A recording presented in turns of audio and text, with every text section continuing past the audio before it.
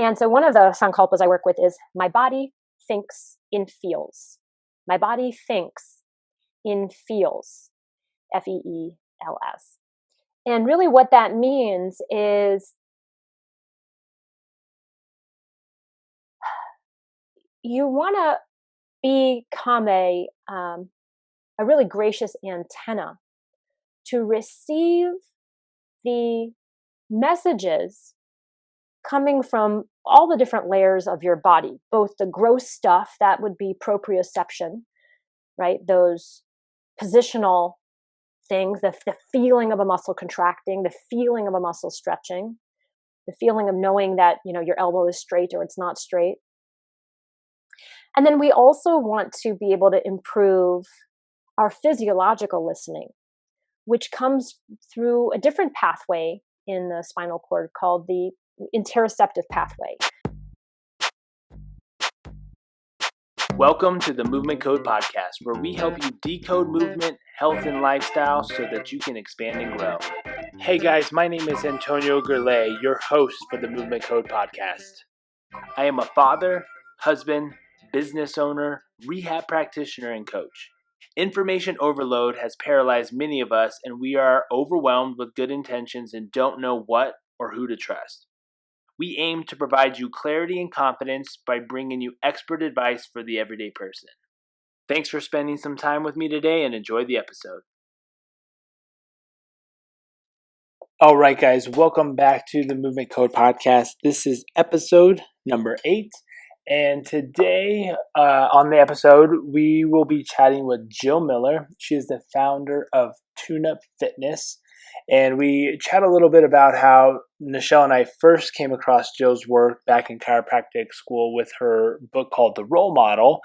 But we have just a really good conversation, and it was we were intending to talk about more about fascia, which is such a big part of her journey, and why, and kind of like the why and what she does with her business Tune Up Fitness. But we kind of just let the conversation go where it went. And we talk a lot about her journey, being in the health and fitness world for well over 20 years now, a little bit about her aches and pains and injuries that she's had and surgeries that she's had.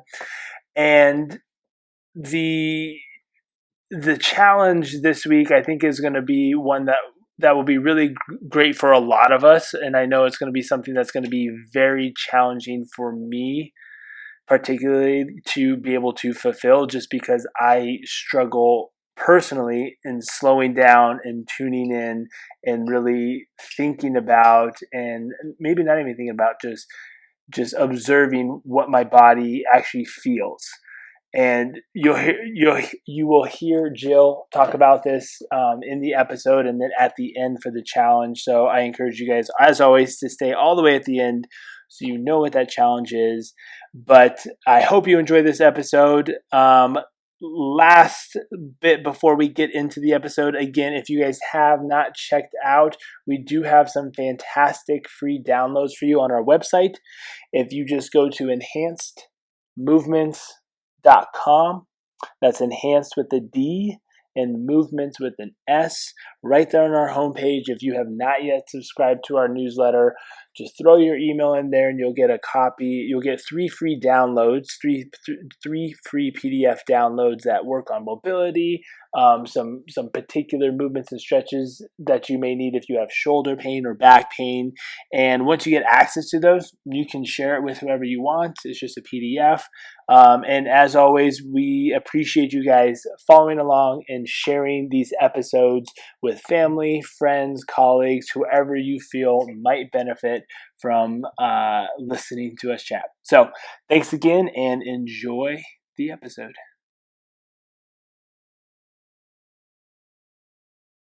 All right, welcome back, folks. This is the Movement Code Podcast, and today on the show we have Jill Miller.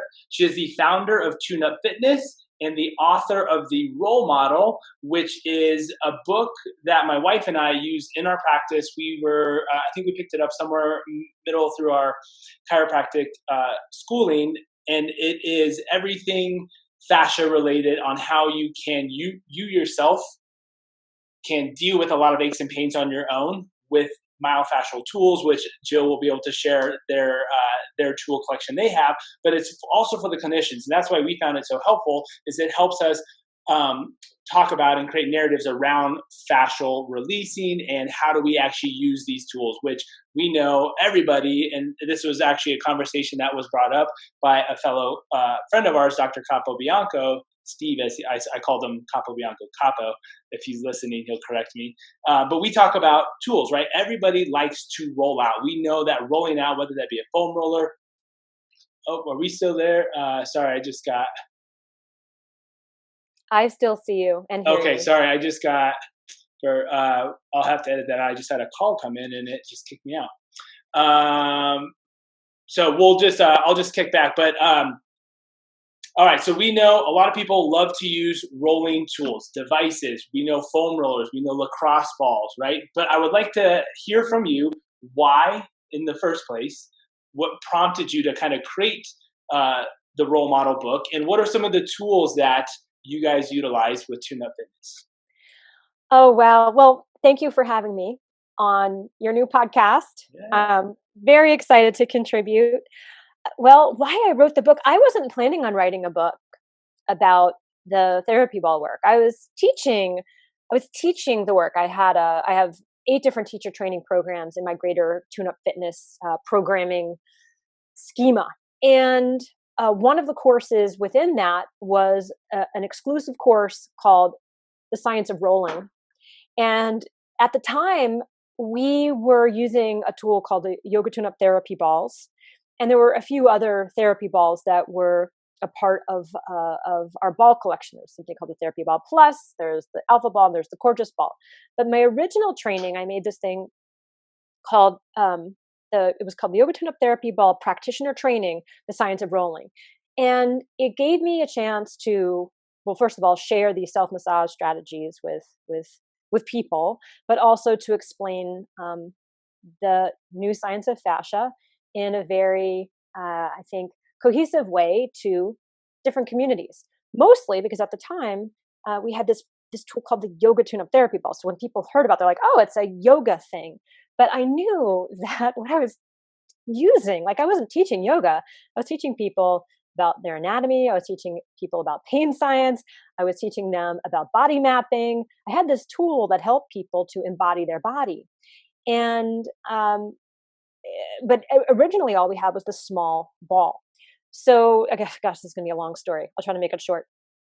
So, but then we started using, these other size balls. But the training ended up just using a scientific method of just a one tool, so that we could really have a good test retest within that course. Anyway, fast forward, I came to be really good friends with Kelly Starrett, who he's got a program now called the Ready State, formerly had a program called Mobility WOD. And so Kelly invited me to present on a live broadcast with him on a platform called Creative Live.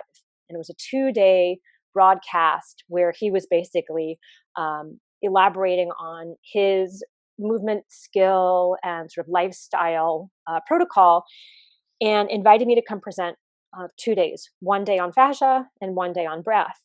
And so it was shortly after I did that program that I got an email in my inbox from the publisher of his book, Becoming a Supple Leopard, Victory Belt Publishing Company. And the owner of the publishing company reached out to me and said, "Hey, I saw you on Kelly's show. I want to publish your book." And I was like, "I don't have a book, but sure, I'll write one and you can publish it." Because who's going to turn down a Right. publisher, especially the publisher of Kelly's book and a number of other New York Times bestselling books? Who's going to turn that down? So I was just like, God has just put this opportunity in my lap. Now I better figure out a book that's got selling power and staying power. Now I wanted to write a book about what I'm most passionate about, which is actually about core dynamics and breath. But this was in 2012 when they approached me. Okay, so just timeline that. That's almost 10 years ago. And that was something I'd been teaching on for a long time. That's why Kelly brought me onto the show, because I was teaching about breath and fascia, right? And so, but I knew, I was like, there's just no way that's going to be popular. Right. I'm saying that now, but in 2012, it was not trending. Breath is a huge trend right now, as you know. Thank God. It's great. Keeping me really happy and busy. But what I did see coming up, because I was one of those people that was out there using tools, helping people do self-myofascial release, educating people about the benefits of it, I knew I had to come up with a way of packaging my therapy ball program in a way that would cross over out of the yoga space, get me out of the yoga space, and get me into every single movement, sphere, athletic, um, uh, uh, athletic tribe, clinical tribe. And so I remember I knew that that's what I wanted to offer them. And I told them that I just didn't have a title. And so it was while I was working out, I was probably rolling around on balls, like I teach at Equinox in Encino, and I'm pretty sure it was there rolling around on the mat that the role model came to my mind. And I literally took out my headphones, dropped it on the floor, walked over to my husband, and I said, I've got it. I got the name. And so that's kind of the genesis of the book. Now, I already had a teacher training manual that I've written 8 manuals. I mean, I got so much stuff I've written, but so I had about 35,000 words in that manual that I knew needed to be elaborated on. They needed to be, fact checked, and I needed to expand into more story as well as demonstration for the book. So the book ended up being 130,000 words and 431 pages. But that's really the story of how the book came to be. Now, how did you because you were a yoga instructor, you are a yoga instructor, and previously Not yoga? really. Okay. I'm not a yoga instructor. So I have a program called Yoga Tune-Up. And from the beginning, when I started, I used to teach yoga, like back in the day, 20 something years ago, I started teaching yoga. And, but I have a very diverse movement background, including a lot of massage training. And when which, obviously is all over the place in my work, right? That's why I wrote the book. It is hands-off massage. Social distancing massage is probably how I should reframe this. There you go. Right? Yeah. Yeah. A billionaire. But so I used to teach yoga, and because number one, my dad was a doctor, so I always had this sort of medical language in my head. And then number two, my mentor, his name is Glenn Black, is an orthopedic medical massage practitioner, and he teaches a form of body work that a physiotherapist from Russia named Schroth trademarked, called body tuning. But really, it's orthopedic medical massage. And so Shmuel actually still works in New York City and is amazing. If you want to find, a type of touch whisperer, body whisperer, you go to these 70-something-year-old practitioners who have touched hundreds of thousands of bodies. You can find the origin of all the dysfunction within seconds, right? So Shmuel, so Glenn was Shmuel's protege. And so when I started teaching yoga, and I learned a lot of my yoga from Glenn, as well as body work and meditation. But what I do is in the umbrella of what would be called yoga therapy. So I'm a certified yoga therapist. And in America currently, there really is no standardization. Their standardization of yoga teachers is very poor. They're trying, but yoga therapists have to have a minimum 1,000 hour, although most of the yoga therapists that I know have so many more thousands of hours of training and clinical practice. And so we work adjunct with clinicians like yourself, with physicians, surgeons, up and down the chain. So I would be considered a yoga therapist, but the Yoga Tune-Up program that I created, really what it was before, when I started teaching Yoga Tune-Up, this is 2001, I started teaching Yoga Tune-Up, so 20 years ago. What I did is I brought functional movement into the yoga space. And so the tune-up was that I would really just disassemble poses right there in the middle of the class or the beginning of class, so that people would learn joint articulations, and they would learn to proprioception the tissues that were required for performance, so that they could really learn to embody their body and do the type of safe movements that are kind of anathema to yoga. I mean, like, yoga is just crazy pants, especially now that we have social media and you see how extreme is rewarded. Luckily, thank God, this wasn't around when I was a young yogini, and I did this all in the dark and in my own room with, if I was lucky, if I had a mirror. And when I first started doing yoga, they didn't have yoga mats. Like, it wasn't a thing. So I'm 48. Like, I've been at it for a while. And so anyway, yoga tune-up is my movement paradigm. I brought the therapy balls into the classroom. That's a much longer story, but I brought the therapy balls into the classroom because what I noticed is that that the proprioception piece was just going over people's heads. It's like, you needed a touch tool to be able to stimulate the tissues so that you had better feedback and could um, um, basically have better motor control. I mean, we know now from research, especially the amazing studies that my friend and someone the wife of Dr. Stephen Capobianco, Dr. Robin Capobianco, has two published papers on what might be the potential mechanism of using soft rubber balls against a body. Basically, the sensory input impacts the motor output, and there's a very beneficial result. So when you roll, you end up getting better force output and actually more precision and increase of range of motion. And so that's what I was seeing in the classroom, like all those years ago. And so I wanted my students to do rolling prior to our the program, the movement program that I had planned for the class, because I knew, number one, it would alleviate aches and pains. It would feel awesome. They would learn something about their body, and they would have a less likelihood of becoming injured by the class because they would just have that motor control. So I have two thoughts I want to ask on. One is that injury part is part two. Part one, the role model, right? Obviously, for the clinician, giving the clinician very good information about what we think we're doing with fascia and whatnot. But for the Gen Pop, here are great ways in which you can start to manipulate tissue and or deal with aches and pains and or improve your proprioception, right? So going back to some of your mentors, when would someone need more of the skilled clinician as far as touch, as opposed to being able to manage this on their own, right? Because now, especially with stay at home, COVID, social distancing, a lot of people are having to self-manage Yes. a lot of these things, which is great because we have so much information about that. But when would someone need to then transition into like, hey, you're not getting what you need out of this? Yeah, it's a great question.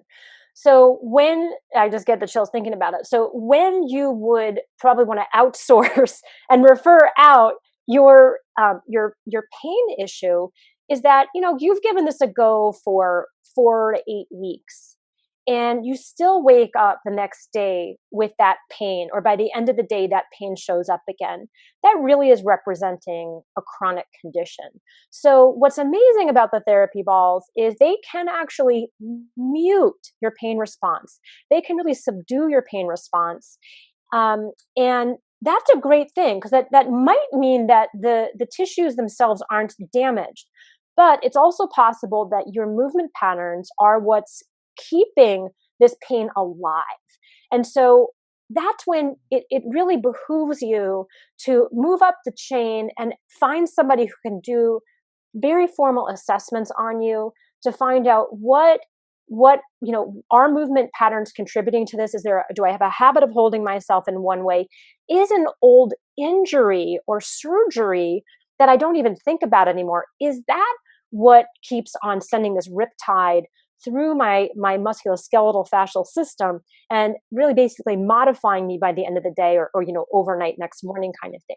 So when you start to have that same pain, even though you might be able to sort of like roll it out, it comes back. And so then that's where the marriage of rolling and proper training come in, but it also is where the marriage of rolling and a proper assessment. And sometimes that assessment might need scans. Sometimes you might need to get x-rays. You might need to get an MRI. I've been troubleshooting things myself for for years. And I was shocked a few weeks ago to see that I had a scoliosis in my lumbar spine. Like, I had a degenerated hip. I had a total hip replacement in 2017.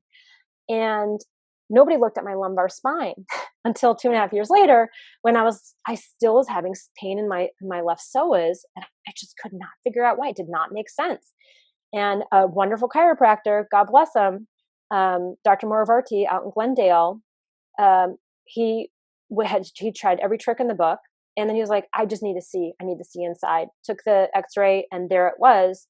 So anyway, it's just now I have the image. Now I can now work a different type of protocol for myself to address that scoliosis. I'm curious what's your, knowing your history with breath work, what's your plan to help work with the scoliosis? Oh shoot, you're coming out. What was the question? Sorry. With your history in breath work, what's your plan moving forward now with the scoliosis? It's kind of a loaded question. I'm curious if you're going to say what I think you might say. Well, the good news is I've unbelievable joint space in all my discs, my sacral, my S1, L5 disc, like beautiful vertebra. So I don't have obvious degenerative changes there. So my best plan came from my friend Tom Myers. Tom Myers of Anatomy Trains. He and I are doing a project together, and so he happened to be. We were filming our program last October, days after I got the scan. And it's like, Tom, what do you think about my X-ray here? This is like a complete shock to me. And so his suggestion was to just train the F out of my right psoas to help. It's a very small rotation to help derotate those lumbars in the opposite direction. And I just thought that was really brilliant. So it's really been a lot of, I just have to build more muscle on my left leg still, even after all these years. No, I had a bone taken out of my body. Yeah. So of course there's going to be little sad tissues over there. And I fully expect that this is a lifelong process. And it's I think it's kind of funny too, how people assume like, oh, surgery, it's just like, we just reverse the time and now we're good to just keep going. I'm doing what's really interesting, and I'm not blaming this profession, podiatry. I've heard of so many people getting foot surgeries who don't go into any sort of PT. They're literally just, once the pain stops, you're good. I'm like, well, what if it doesn't stop because you literally had surgery? Antonio, I get emails, and I'm sure you do too, and messages every week from people who've had total hip replacements like me, whose orthopedists, whose surgeons do not recommend PT post-surgery. Absolutely, they will not prescribe it. And these are clients that are told that walking is their therapy. And I have cried so many times for these people. I just cannot believe that that anyone would think that disrupting the harmony of multiple fascial layers and multiple, capsular tissues, that this wouldn't have an effect on so many systems of the body, including that person's perception of self. So much changes when the knife goes into you and comes back out. Well, not only that, like, I don't know how long it had been going on for you, but my dad had a total hip replacement about 10 years ago, and for a year he was putting it off. And that year was just, you not only physically taxing, mentally taxing, but there's so many compensation patterns that led up to that time when you actually decided to go under the knife. And those things, not even let alone the knife cutting through the tissue issues that we have to deal with. We have to deal with all the movement compensation patterns that were generated around that injury, or the degeneration. Yeah, you trained yourself to literally walk around that joint, to bypass it for God knows how many years. And you created a beautiful new locomotor pattern so you could still get from A to B, but my God, is it dysfunctional. And that for me, the walking, or what I call rewalking, is still a lesson that I contemplate and mull through every single day. And I've done a number of educational investments in order to rewalk my way through my body. And that is very humbling, because you learn to walk on an automatic basis by age 1 to 15 months, 10 to 15 months. But rewalking as an adult is absolutely humiliating and demoralizing in the best possible way.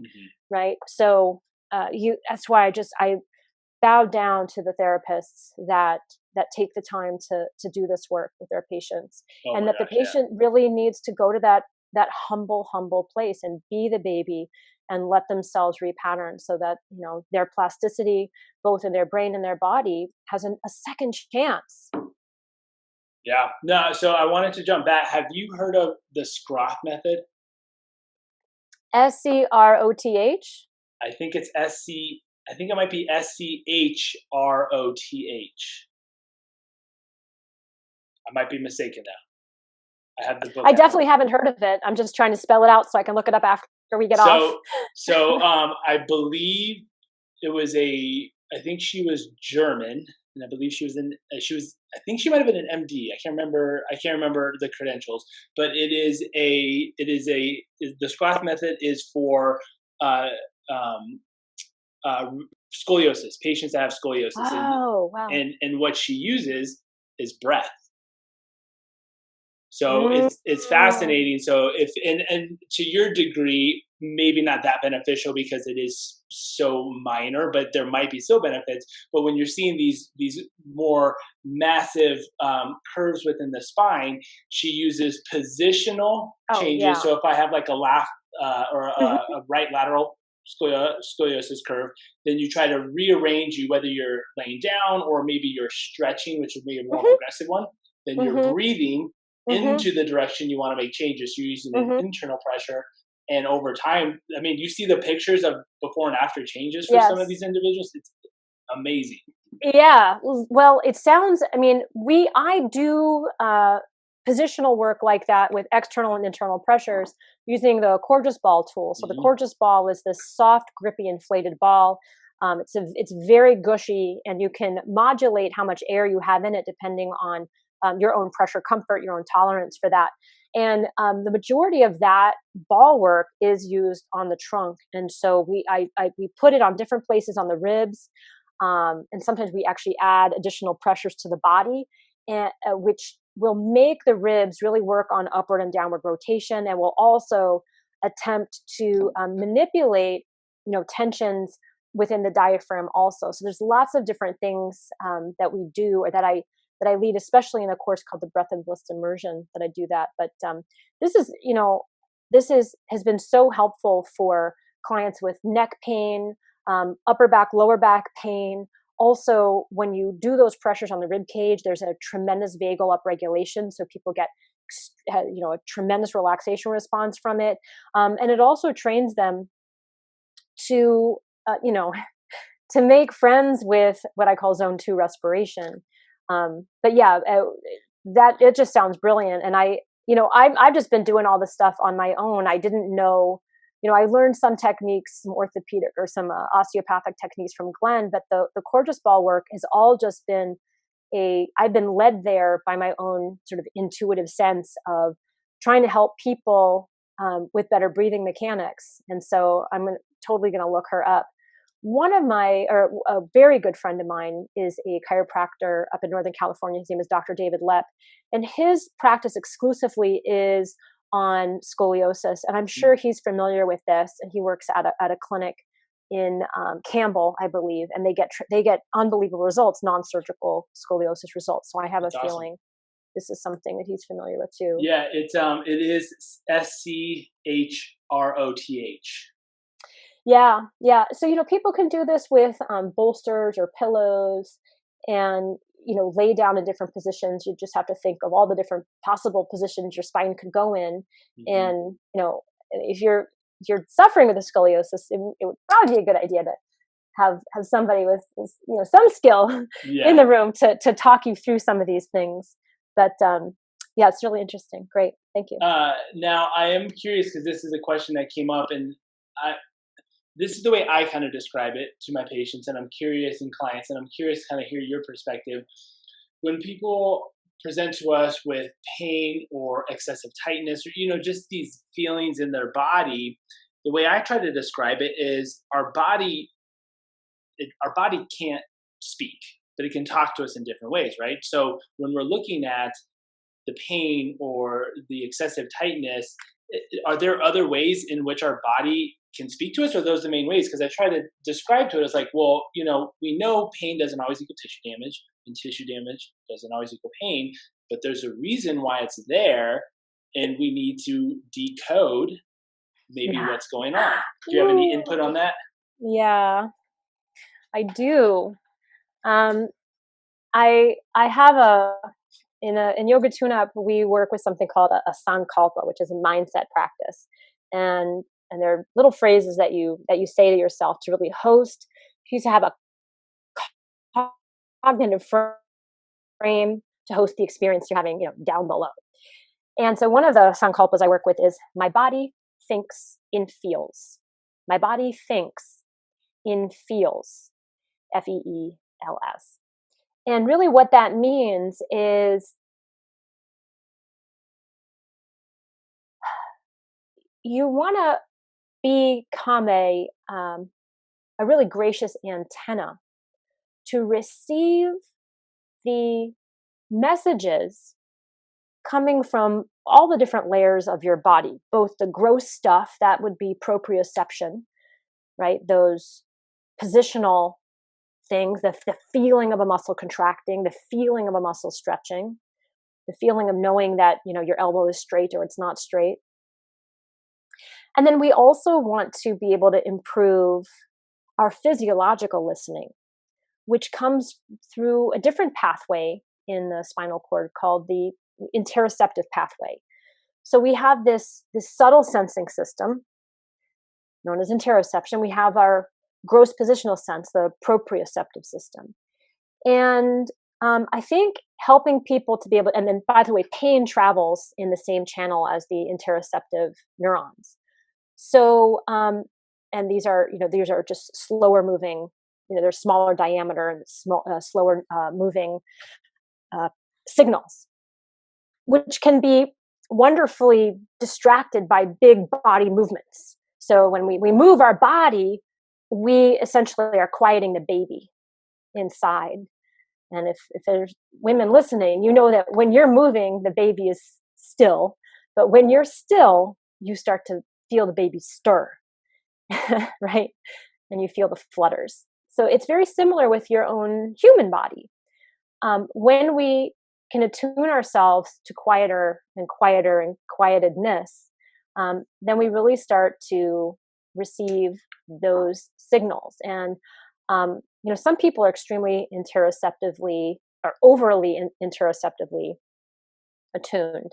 And I'll raise my hand because I'm one of those people who, I can feel every heartbeat. And it's like, that's kind of cool, but it's also kind of annoying because you don't need to feel every heartbeat, right? How distracting would that be, Yeah. right? So for some of us, even though it might seem like, you have this super skill, there's also, you want to be the happy medium.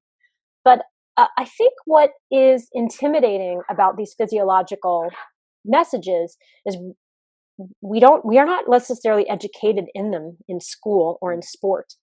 And it is very important for us to be a knowledgeable host of the flow of our breath, the flow of our blood, and welcoming the input from our guts and welcoming the experience of the different subtle pulsations of the body, because they really are telling us something about us and our being.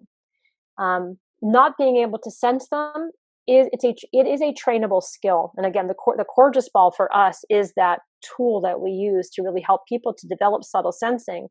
And then, you just you learn to become an interpreter of those signals, and then you can attend to yourself. You can do the self-care that's needed and not just run away from it and, take the Xanax or pepper it down with antacids or whatever it is to dampen the feedback. Welcome the feedback, be a gracious host of it. My body thinks and feels. Get curious about that. And did I answer your question? No, that's perfect. I mean, Okay. the tough part is, right, is we have to slow down to be able to feel that. Yes. And so, breath practice and meditation practice, um, these are all ways to guide yourself or to be guided um, into um, into those conditions, because it does take, there are very specific conditions, parasympathetic virtues that are needed to be able to like get there. And we live in a distraction addicted culture. I love to be distracted just as much as everybody else, but my God, when I get to like turn on, I call it the off switch, when I get to turn on my off switch, it's just like the reset button, and the ability to be resilient and the ability to buffer my reactivity is so enlarged. And that's who I want to be. I don't want to just be the person that's in a heightened sense of reactivity all the time. Yeah, no, I agree. Now I'm curious, we've been talking a lot about breath, and the abdominal wall has come up slightly, but I did want to ask you, and we briefly chatted about it before, and I'm going to botch the pronunciation of this. I'm only Go for assuming it. Nolly. You nailed it. Nolly Kriya. Yes. Yeah. So you had a post on your Instagram today. Tell us what Nolly is, because it was phenomenal. And I've seen, and for those, and Jill will do a better job explaining this, but imagine, like I've tried the vacuum breathing, and Mm-hmm.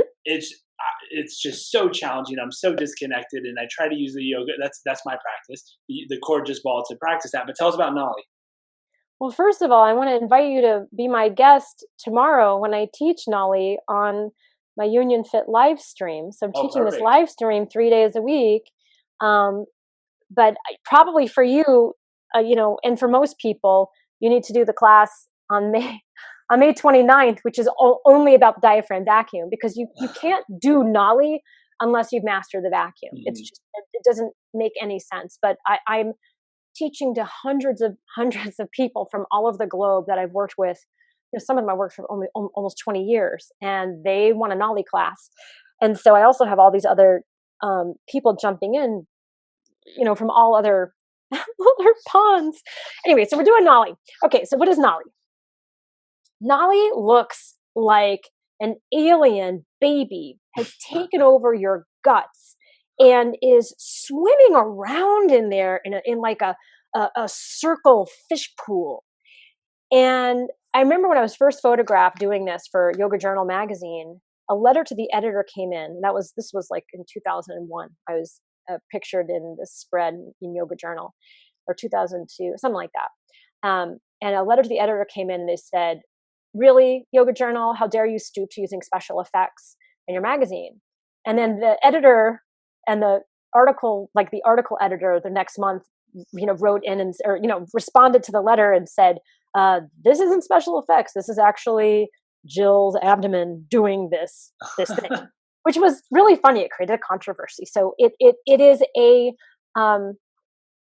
it's a shot karma. So I'm gonna have to use some yogic language here. So in the yoga tradition, in the old school way of practicing, and this is in India, you need to perform a series of 6 different cleanses prior to even doing hatha yoga.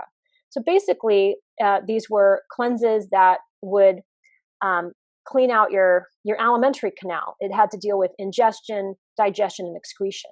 And so, you do things like floss your nose, drink salt water and throw it up. I mean, like, just pretty gross stuff. But we don't live in India where we have as many pollutants or parasites and things like that.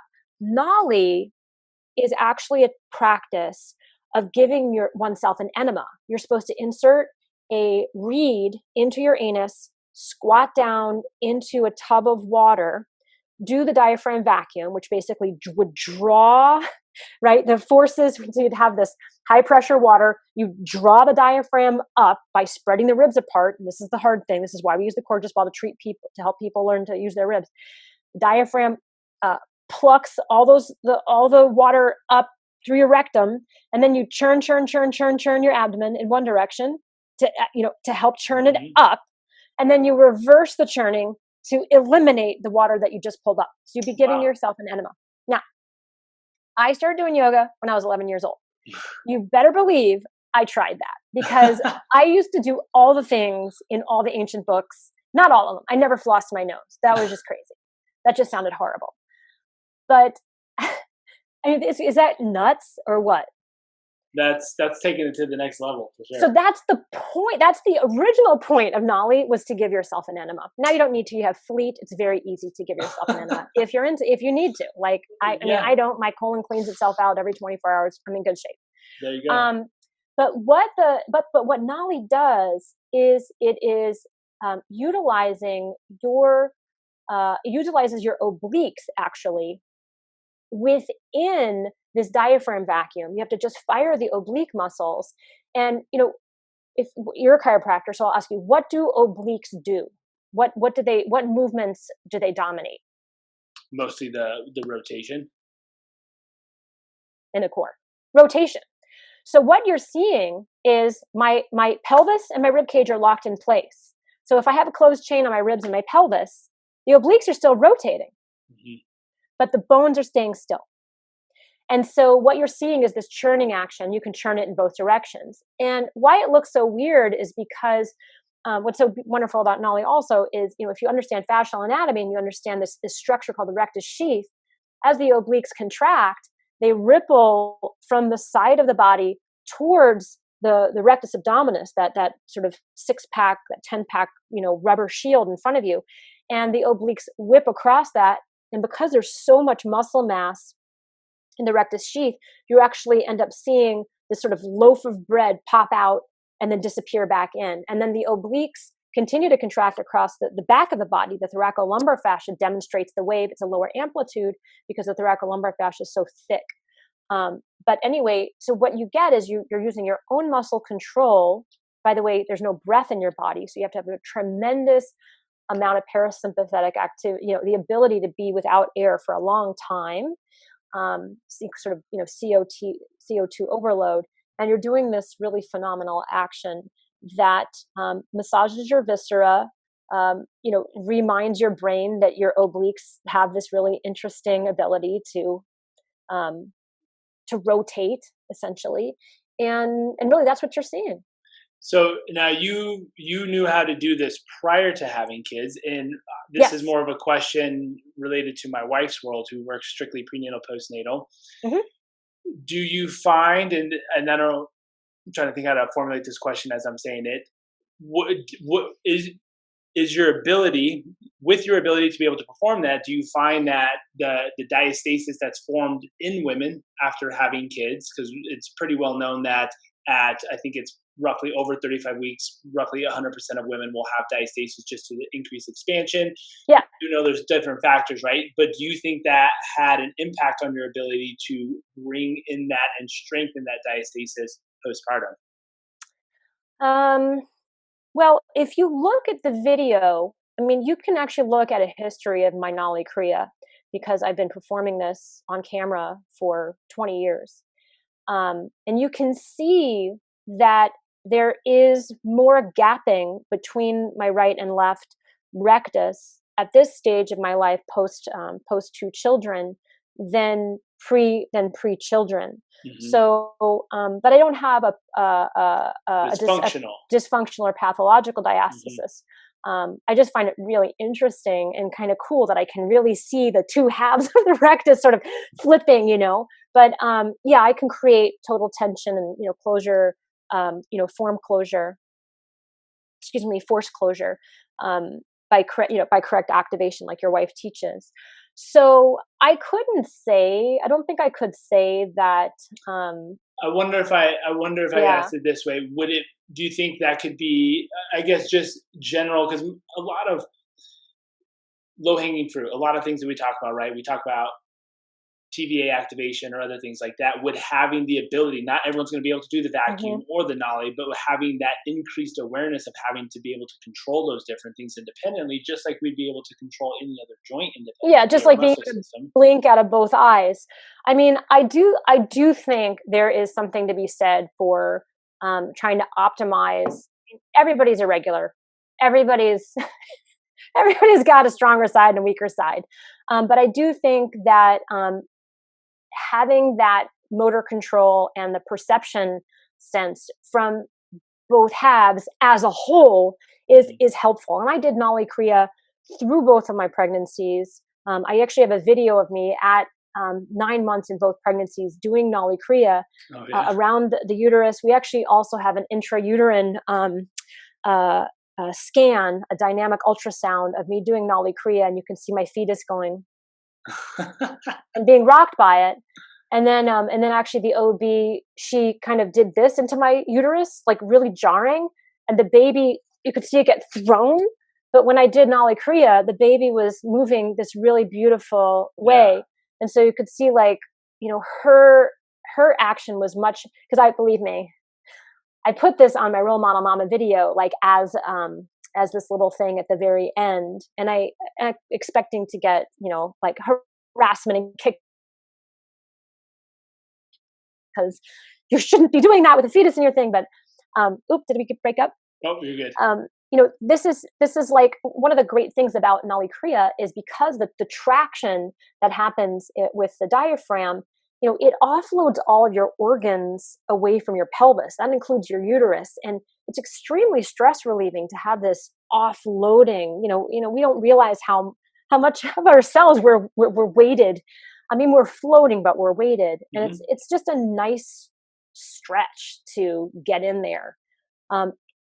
And in terms of being pregnant, I could definitely see that the motor firing activity was more clear on one side than the other. So also, would show me my pattern of more strength on my right side, more weakness on my left side.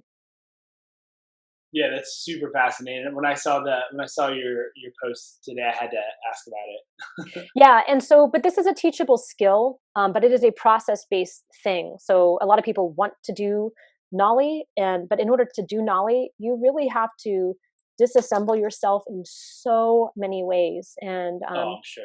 And it's not like it's the opposite of ripping a six-pack. So this really is about integration, and it's about making friends with all of your layers and getting over your bias against abdominal fat or visceral fat. So there's a lot that goes into it. And when I teach this, I usually teach it over the course of 5 days, not 30 minutes. And by the end of those 5 days, maybe one student gets it. It's something that needs to be practiced pretty much every single day for many months before that pattern shows up. But it does show up. I've taught many people this. But the journey is the pose. Like what you learn at each stage is where the gold is. Now, I'm curious, because you had mentioned the hip replacement, how has your yoga practice changed? What would you have done potentially different over the years? Oh my God. That's a loaded question, I know, because I've seen you chat a little bit about it. Well, one, this is a birth defect, most likely. It was a cam deformation. I was a frank breech, forceps birth 2 weeks late. So who knows when I came out, how I came out. My mom said after I was born, I would not. I was in the Moro reflex, basically. Or, I was in fetal position for 2 weeks. They couldn't get me to unflex my hips. Wow. And I think knowing that, like because I knew that, and then when I got the diagnosis, it's just like all the stories I'd heard my whole life. They start, those stories start swirling. You're like, wait a minute, maybe I was protecting my psoas. Maybe they injured me during birth, but nobody knew it. And I was in that fetal crouch position to protect the pain in my gut or my hip. So, knowing what I know now, I definitely would have done more strength training, like in college and all the way after college. And, but like, I'm learning all the great stuff that I've learned because I chose what I chose when I chose it. Oh, for sure. Well, and now you have a new appreciation for those that are post-op and how your tools can be applied to that population. For sure. I mean, what's interesting to me is that I, created this company and I created this methodology I wasn't in hip pain. I wasn't in hip pain until like a very end. But I think it was, that guidance missile inside me was drawn towards therapeutic practices for whatever reason. And so I really was able to buffer or to delay the experience of chronic pain for a very long time. I mean, I now know that also other symptoms I have that I would attribute to be in sort of a chronic pain puzzle were likely my body's way of sort of offloading the chronic pain and creating other symptoms that are part of the whole spectrum. But I'm very grateful for I've just learned so much, and I've made so many allies, and yes, I have so much more sensitivity to the people that come to me in chronic pain or are pre-op or post-op. Yeah, I'm sure. Well, we are approaching an hour. This has been phenomenal. I thought we were doing 20 minutes. How did an hour go by? I have no idea, too. I got to go buy a cookie for my kids, or else. Well, we'll leave it at that now. One thing that I want to try to do for all of our listeners with all of our guests is try to encourage some sort of challenge for them over the next week. We know habits take longer, but what could be a good challenge for our listeners based on our conversation today that they can do over the next week? Well, we didn't even talk about fascia, Antonio. I cannot even believe that. So I'm not going to give you a fascia thing, but I think because we talked about this proprioception and interoception thing, I think what would be a really beautiful thing for people to do is to close their eyes for at least 1 minute, maybe 3 if they can master it, muster those 3 minutes a day, and close their eyes and feel their body's weight in space, whether they're on a chair or a car seat, couch, or laying in their bed, so that they get that proprioceptive framework of their body and its weight. And then to venture into how they're breathing without trying to manage their breath, just to try to accumulate an awareness of breath moving in and out, their heartbeat, and then venture down into the organs and ask their organs, how are you feeling today? My body thinks and feels. Host themselves. My body thinks and feels. Feel their structure. Feel their breath, their heartbeat, and then going into that more subtle innermost baby carriage of their viscera and asking how they feel. I love it. That is perfect. And I know that is going to be super beneficial for myself. So I'm looking forward to applying that myself. Jill, I cannot thank you enough for spending the last hour with me. Go buy your cookie and enjoy. I'm going to get that cookie. Okay. Thank you. All right.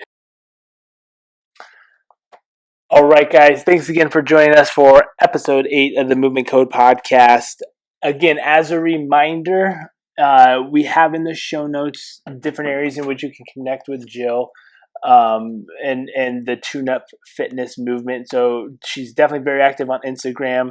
I refer to her YouTube videos quite often just because we utilize the yoga tune-up fitness balls in our practice. We prescribe them to our patients, and she just does such a great job of describing how to use those. So if you want to learn how to do a lot of those movements, YouTube is a great resource.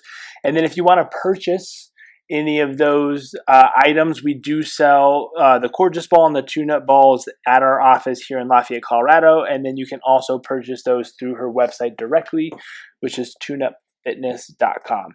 So reminder, challenge this week. Every day, 1 to 3 minutes if you can, you're going to close your eyes and you're just going to take note of the weight of your body in whatever environment you are. If you're in a chair, if you're in a bed, if you're on the floor, you'll start to slow down, tune into your breath, tune into your heartbeat, start to take note of how your body's feeling, not only on the outside, but also on the inside. And just really kind of touching base with where you are and how you're feeling. This I know is going to be very challenging for me. As I said in the pre-roll, slowing down is hard, and I'm going to do my best to complete this challenge every single day, as I encourage you guys to do so as well. Thanks again for tuning in, and we look forward to chatting with our next guest next week, and we hope that you guys tune in. Again, if you guys enjoyed the episode, please feel free to share it with whoever you find it might be beneficial for. And if you have a couple minutes, if you can go on to whatever platform you're listening, and if they have the ability to post reviews, please give us a review. We'd love to see what you guys are thinking of the show. And as always, thanks again, and move well.